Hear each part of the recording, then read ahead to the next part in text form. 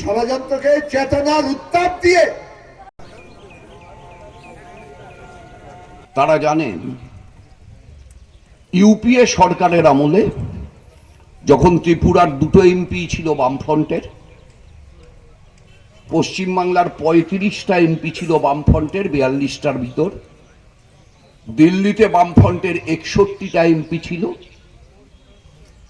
তখন সেই ইউপিএ সরকারের উপর চাপ তৈরি করা হয়েছিল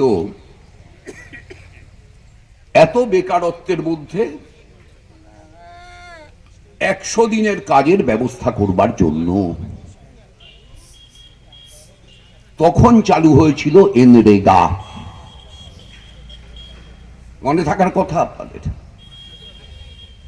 এখন একটা চালু ব্যবস্থা, মোদি চান না চালু থাক। এবারে এনরেগার বাজেট বরাদ্দ ৩ ভাগের ১ ভাগ কমিয়ে দিয়েছেন। মাঝখানে হঠাৎ করে আপনারা একটা কথা শুনেছিলেন, যারা এনরেগার কাজ করেন তারাও শুনেছিলেন যে এনরেগার কাজ বন্ধ হয়ে গেছে। কেন বন্ধ হয়েছিল জানেন? বিজেপি সেটা বলে না। সুপ্রিম কোর্টে একটা মামলা হয়েছিল পিএলআই, তাতে বলা হয়েছিল গোটা দেশে পশ্চিমবাংলা ত্রিপুরা সহ অজস্র ভুয়ো জব কার্ড তৈরি করে পঞ্চায়েতের মেম্বার, বুথের সভাপতি, মণ্ডলের সভাপতি, জেলার সভাপতি,